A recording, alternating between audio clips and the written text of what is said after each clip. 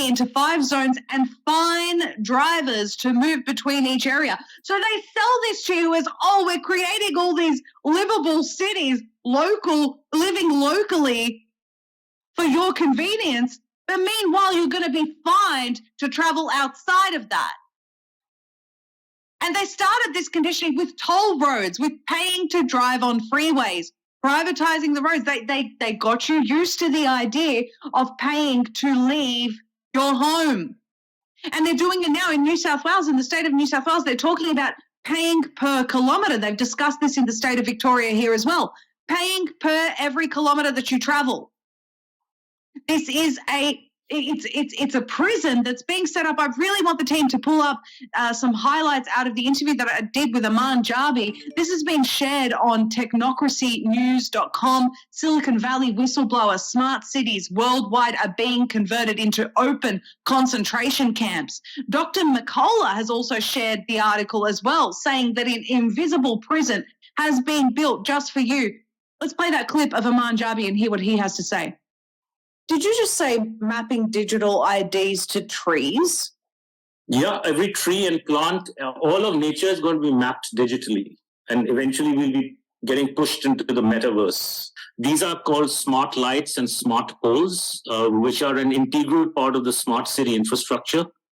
They all are wirelessly communicate with each other. So it's an open air concentration camp for surveillance, as well as I'll show you, it'll be weaponized.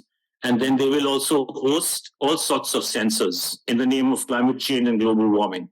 They don't even have diffusers on top of them. So you can't look up at these lights. They're designed to make humans look down.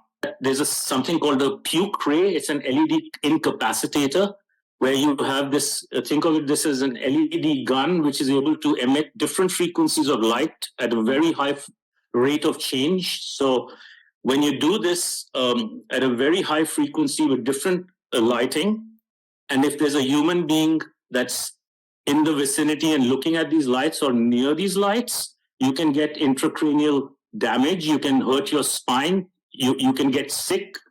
I bet you it can even kill you. So these can be used as weapons.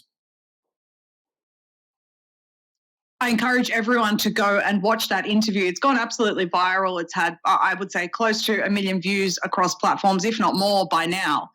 It is a crucial interview. And what is every tree being mapped digitally going to do? Every single plant, everything being mapped digitally. That means your interaction with everything that's been mapped digitally is going to be punished with carbon emissions punishments by impacting your social credit score. And these lights, these weaponized lights. Now, for anyone who doesn't realize, Aman Jabi, 25 years in Silicon Valley working on these types of technologies, surveillance technologies, he knows what he's talking about. And these weaponized lights that make humans look down, that are there to subvert you in these smart cities that they're pushing everyone into, so that you can't even hold your head up high, so that you don't have any pride, because the aim is to destroy you as a human, not just your life, but destroy and crush your soul. And if that wasn't bad enough, some lights that can also kill you. Some lights that can also kill you emit puke rays. So not only are we going to subvert you and control you and keep you trapped in a prison that you can't see, but you know is there, and it's always looming. It's always there, looming over your shoulder, that you can't leave this border, this district that these Hunger Games maniacs have set up for you, because you need to eat tomorrow. And if you leave your district, you'll be penalized. You've got to eat tomorrow. You've got to go and visit your sick mum. So you're going to eat less meat this month in order to be able to have enough social credit points to go and visit your mum.